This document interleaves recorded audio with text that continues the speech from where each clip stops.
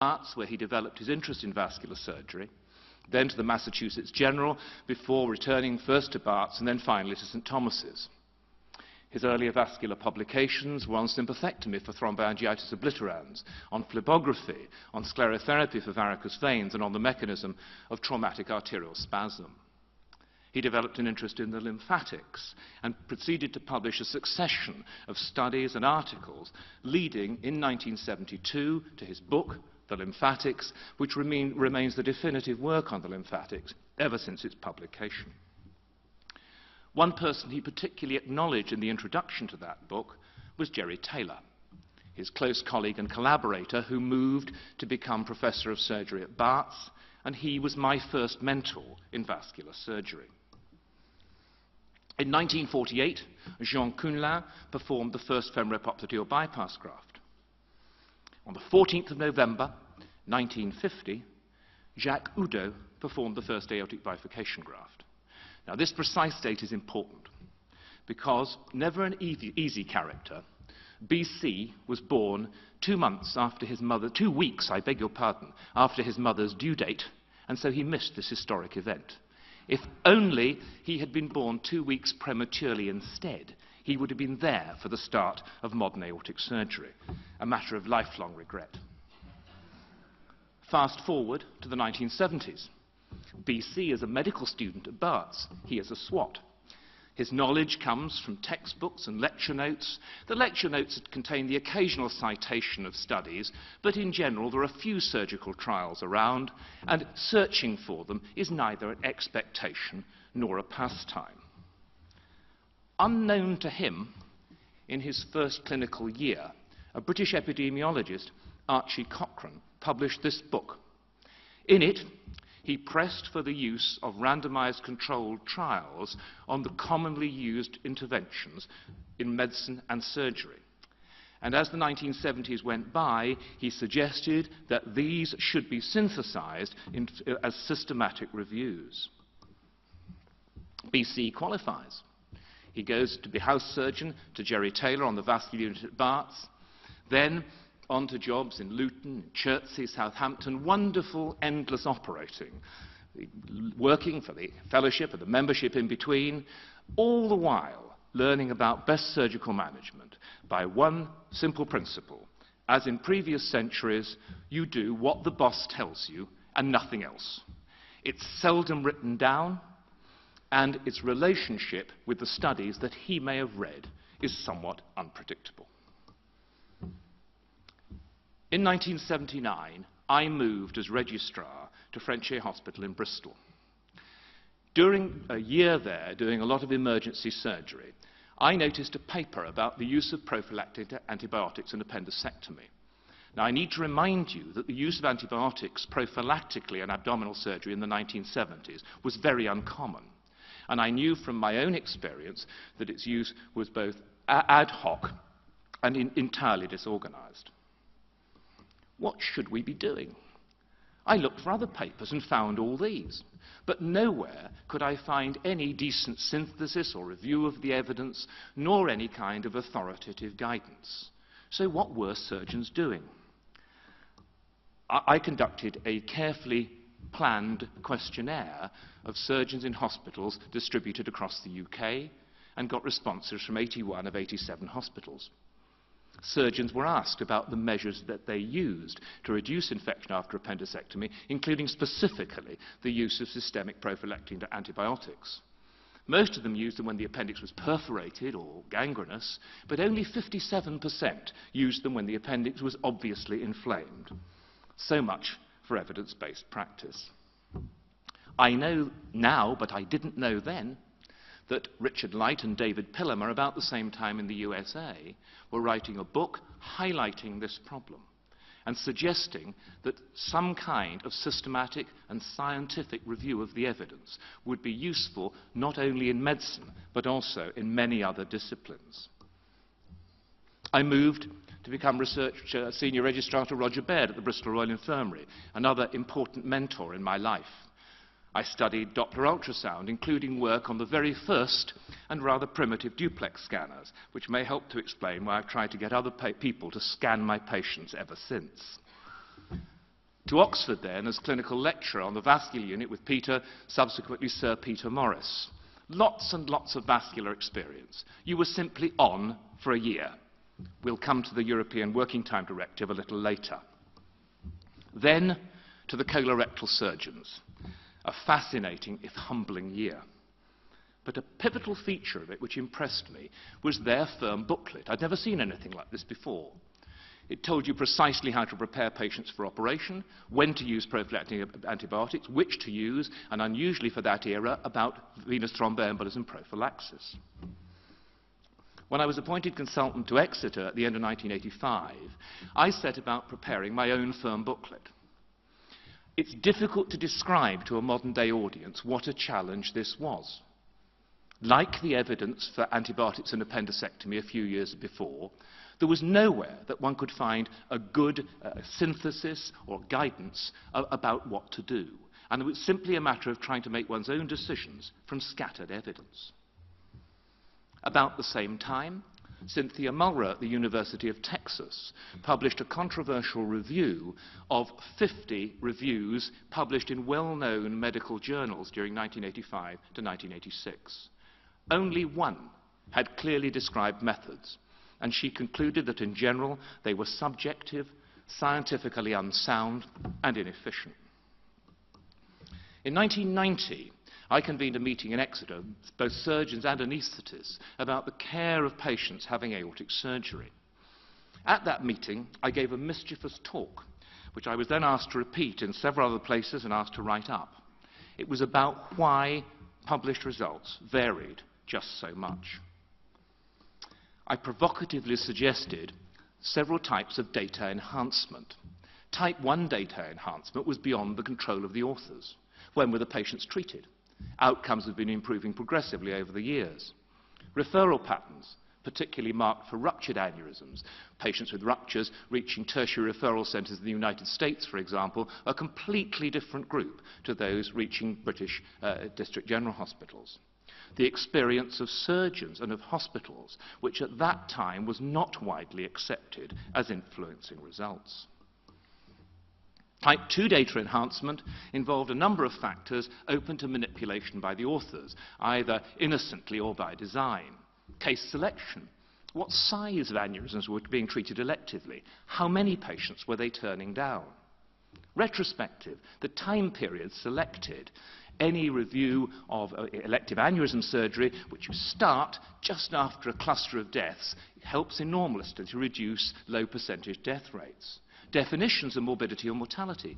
Andrew Bradbury in 1997 described how, if he used all patients arriving at hospital with ruptured aneurysms as his denominator, his mortality was 47%, reducing through each step of management to 20% if he chose patients leaving the operating table. Definitions of elective, acute, expanding, separating off acute or expanding aneurysms from the elective group does wonders for mortality rates. And then, of course, there are simple exclusions. Anecdotal examples include procedures done by non-standard technique, those done by trainees or visiting surgeons, done when the boss is away, failure to enter the computer audit, or simply you can't possibly include that one. There's a third type of enhancement of surgical data, and that's the pressure to publish only good results. That's not just because surgeons tend to publish their results only when they're good and will reflect well on them, but also because journal reviewers tend to be negative about papers which describe below average results, and in general journal editors don't want them either. All this bias means that the literature tends to contain results which are better than the norm in everyday practice. And that's made worse by selective citation and by the poor quality of evidence reviews, back to Cynthia Mulrer 5 slides ago. And indeed, in 1993, Oxman and Guyot from McMaster published their conclusion that reviews by experts were among the poorest. The more expert they were, the poorer the review, and this was influenced by their strong prior opinions. They proposed systematic methods for evaluating reported studies, which became even the more important during the 1980s and 90s, with a logarithmic increase in the number of medical publications. The 1990s saw huge progress. The UK Cochrane Centre was established, and all around the world, funders of healthcare and health research started to demand proper systematic reviews to decide which interventions should be funded for use in clinical practice and which should be selected for research. Coincidentally, it was about at this time that I became involved increasingly in evaluating evidence. First on DEC, the Development and Evaluation Committee, first for the South West and then the South of England, and then at NICE, which was founded in 1999 with the fundamental aim of producing evidence-based practice for the NHS. I started at NICE being involved with the varicose vein referral guidelines that Julie Britton has just mentioned. I was then invited to join the Technology Appraisal Committee and then to set up and chair the Interventional Procedures Programme, which I still do. And since 2009, I've also chaired the new NICE Medical Technologies Evaluation Programme. Now, just as a reminder of NICE guidance on vascular work, there's been, of course, a major technology appraisal on EVAR. There's been interventional procedures guidance on the safety and efficacy of a wide range of vascular procedures, and clinical guidelines on the management of diabetic feet, of venous thromboembolism, and currently guidelines in development on lower limb peripheral arterial disease and on varicose veins. Those two guideline groups chaired respectively by Jonathan Michaels and Alan Davies. Throughout all its work, NICE casts the net wide to obtain the best evidence in its broadest possible sense. The research evidence is fundamental, but evidence from professionals and from patients is also hugely important. I wanted to see how the published evidence influenced the recommendations we made about new interventional procedures. So after publishing guidance on 130 of them, we looked at the main papers which had been included as evidence for the committee, and we found that positive guidance was more likely if procedures had at least one RCT to support them, more patients treated in the main studies, and with a trend to longer follow-up intervals. But what I'd particularly like you to notice is that only 34% of all those procedures were supported by even one RCT. And I'd like you to bear that in mind, because I'll return to it in a few minutes. When we produce guidance on any procedure, we only look at the evidence base at one moment in time. How rapidly does that develop? We studied the early impact of a policy decision to review selected procedures and update the guidance. And we found that our recommendation changed from a cautious one to normal use in 6 of 11 procedures, over half, based on more patients, longer mean follow-ups, but disappointingly, no substantially greater number of RCTs. Published evidence isn't all that NICE uses. The views of specialists like yourselves are hugely important. They supplement the clinical studies, and they're especially helpful in interpreting the evidence when it's sparse. Specialists give insight into patient selection, which is often somewhat obscure and muddled in the literature. And they give vital insight into the need for experience and training for complex new procedures. They identify uncertainties, controversies, and turf wars, which the literature may give no hint of. And they give some sense of the enthusiasm of themselves and their colleagues to adopt new procedures. However, the opinions of specialists often differ quite a lot. And we looked back at our first 182 procedures, nearly 600 pieces of specialist advice, to seek associations between specialists opining that procedures were established rather than novel, and stating whether they thought that procedures had any uncertainty about their efficacy or safety. Using multivariate analysis, we found that being an operator doing a procedure significantly influenced those views. Perhaps unsurprisingly, surgeons actually doing a procedure believed that it was established, efficacious and safe. But interestingly, doing research on a procedure did not influence those views, and reassuringly, declaring a conflict of financial or other interest didn't influence them either.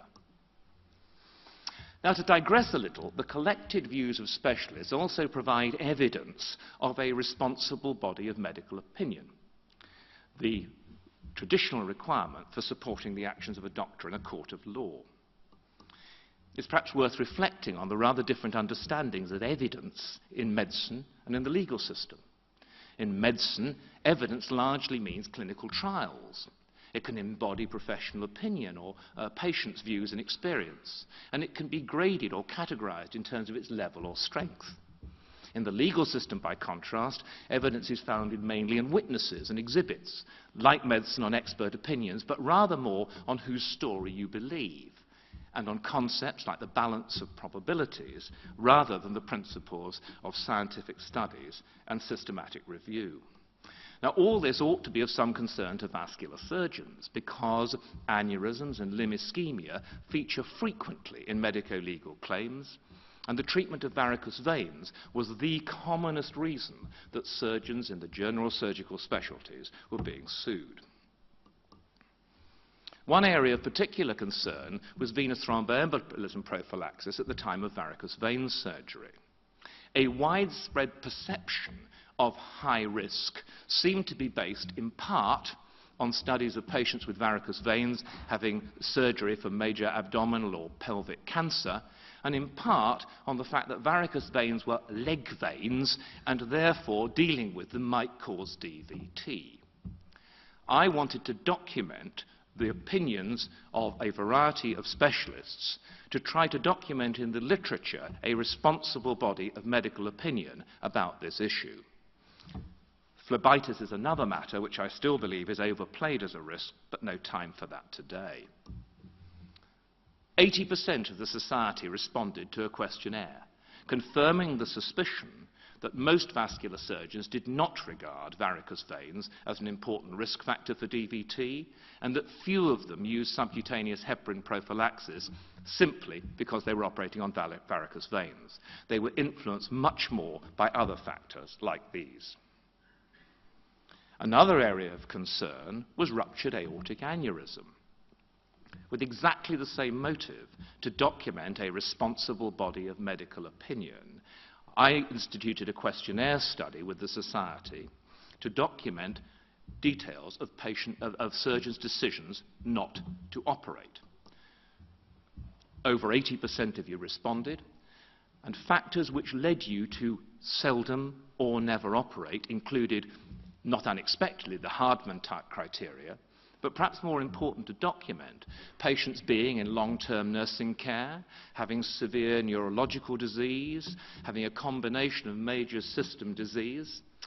Like me, some surgeons took into account the absence of a close caring relative, but very few surgeons were influenced in their decision-making by medico-legal considerations.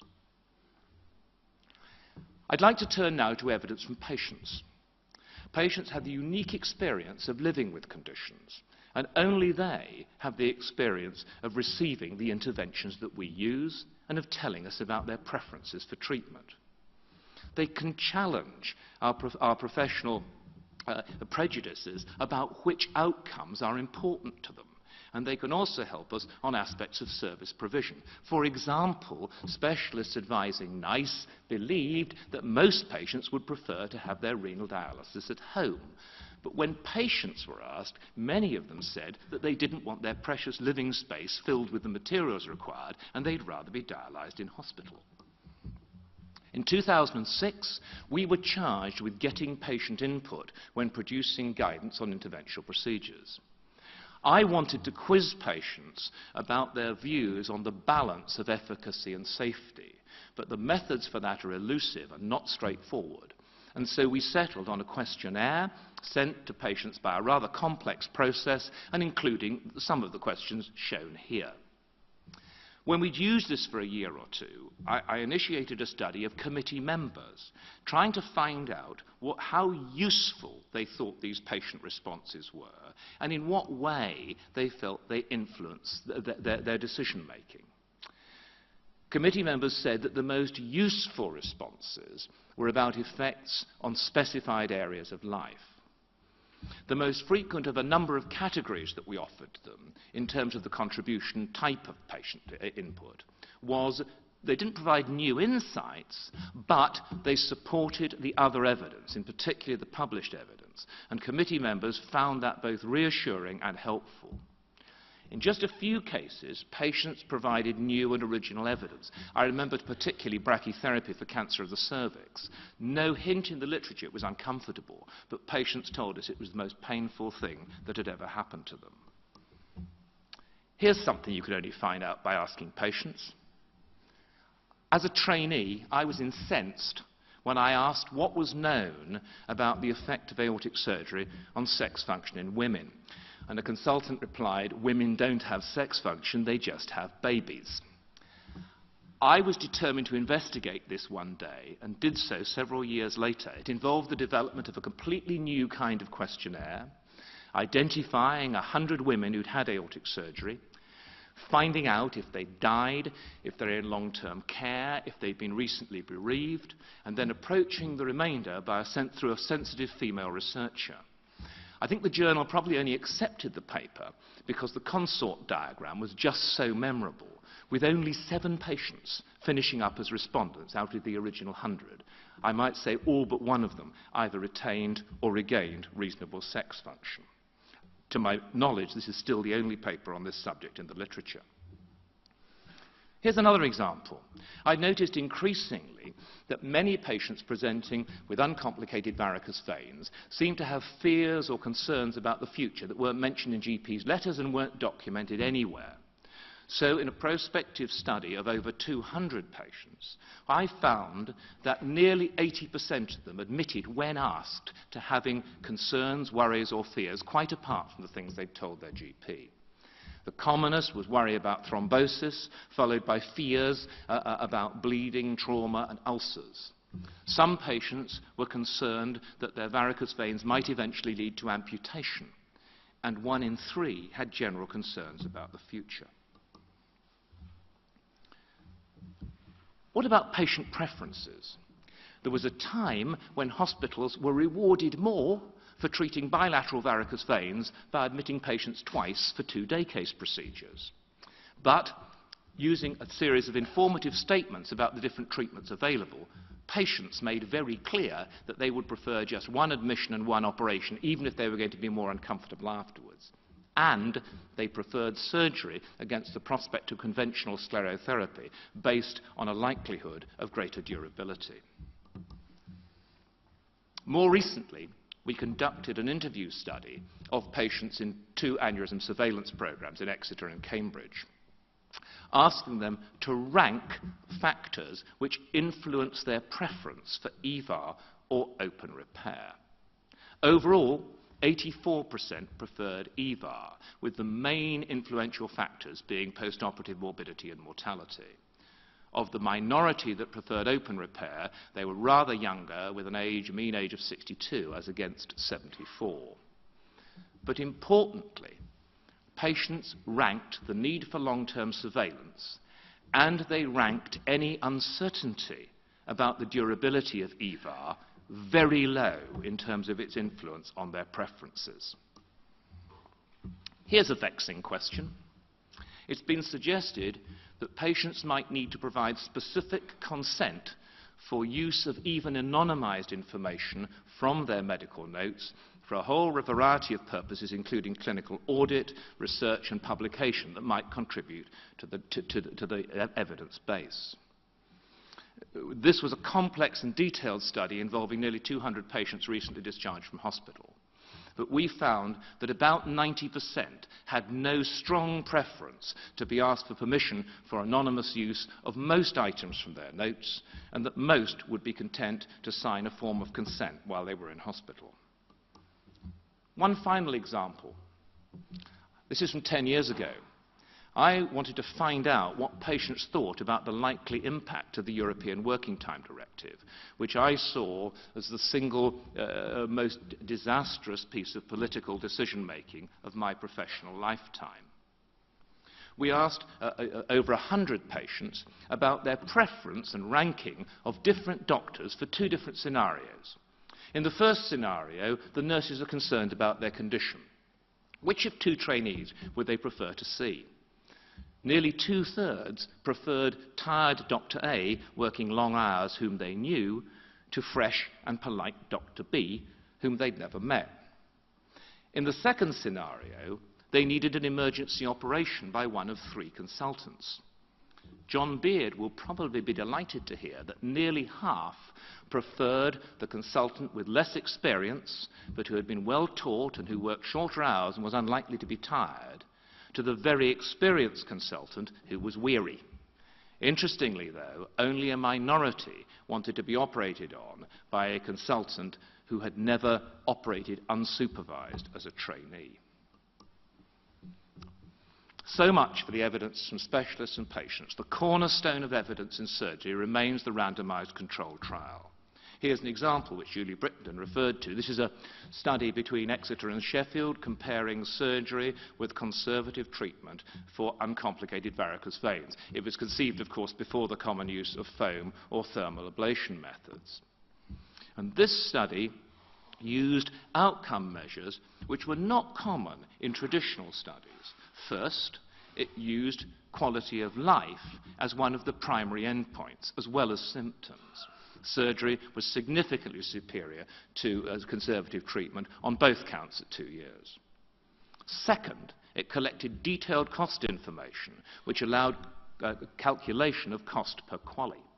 And varicose vein surgery showed a cost per qualy benefit of under £5,000, well under the normal NICE threshold for NHS interventions of about £30,000. Why then are we seeing varicose vein treatments so widely restricted? Well, it's because what is cost effective and what is affordable are 2 very different things.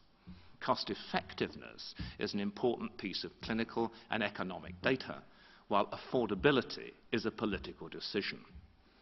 None of this should deter us from collecting good, relevant data and making plausible assumptions for reliable calculation of cost per qualy, cost effectiveness estimates, because those can be very potent in determining which treatments we're going to use. Unlike much of the evidence that I've been referring to, evidence on cost may not be transferable from one country to another. Why is that? Well, it's because, first of all, differences in patterns of disease, but probably more important, differences in clinical practice, in care pathways, and in thresholds for intervention, some of them perhaps driven by different financial incentives. Different countries also vary in the way that they use evidence to produce guidance. We found in one international survey that only 15 of 28 countries produced national guidance on interventional procedures. Many of them used the NICE guidance. And among those, the ways that they did it were highly variable. In a second study, we looked at guidance on 5 particular procedures. It's interesting, the same procedures seem to be a matter of concern the world over. VAC therapy was one of them.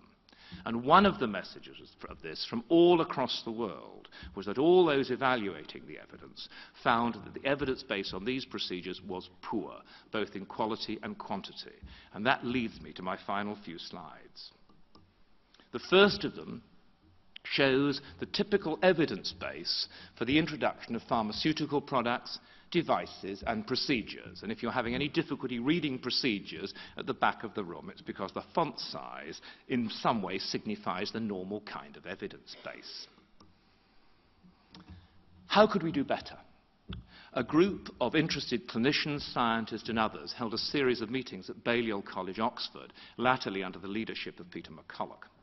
And the third of 3 papers which we published in The Lancet set out a scheme for the development of new procedures under the acronym the IDEAL recommendations.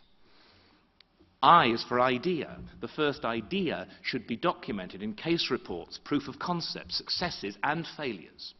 Development, prospective development studies, trying the procedure perhaps on different groups of patients.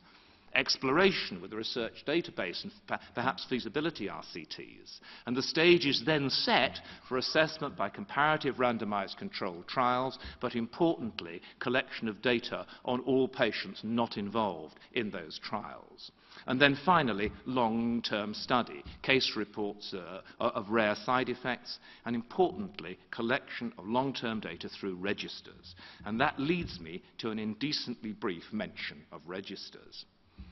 They are not a substitute for good research. They support or question the data from research trials. They provide real-world or in-use information on the kind of patients who aren't normally selected for clinical trials or included in case reports. And they should ideally capture data on all patients. They allow monitoring of selected outcomes. They help to guide our organisation of services. And at a personal level, they may be useful for revalidation. Here are some examples provided by people in this room. The EVAR registers, which provided data for the NICE technology appraisal on the use of EVAR in the NHS. The carotid stenting register, which provided us with valuable information when we reviewed our interventional procedures guidance recently. And most important, the National Vascular Database, supervised now by David Mitchell, but pioneered by a group including Jonathan Earnshaw, my colleague Betty Ridler, with myself in the background exploring governance issues. Now, the National Vascular Database has made huge strides, but it still needs to reach every vascular specialist and to have every relevant patient included. We should all submit data, but that does demand recognition in job plans and/or the provision of adequate support, particularly if we're to be asked for large numbers of data items. I hope that will be normal for the new generation of vascular surgeons, unlike it's been for me and many of my contemporaries.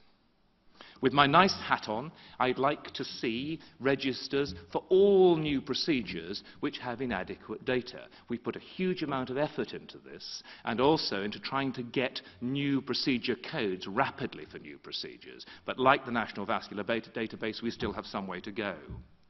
And we're also pursuing an agenda for international collaboration, because if we could collect data from a number of countries, information would be accrued so much more rapidly. Ambitious, perhaps, but with willingness and modern data collection systems, surely not an unreasonable expectation. And VascuNet was one example of an attempt at this.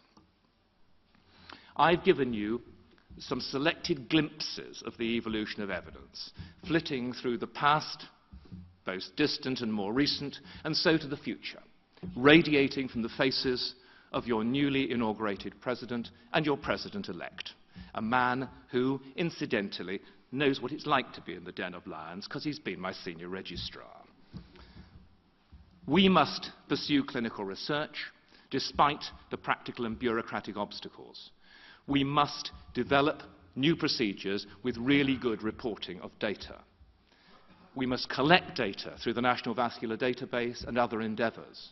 We must get involved with synthesizing the evidence and evaluating it so that we can work with the best possible guidance. We must remain curious, and vitally, we must encourage our trainees to do the same. Thank you.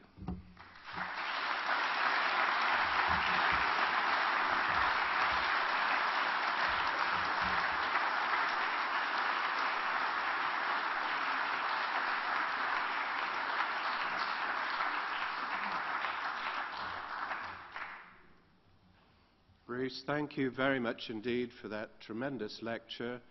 I've always been impressed by your ability to see through the trees and find the wood. Most of us can't see the wood for the trees, but Bruce has just a tremendous ability, and that lecture was an absolutely typical tour de force from Bruce. So Bruce, I would have great privilege in offering you the Kinmonth Medal. Thank you very much indeed.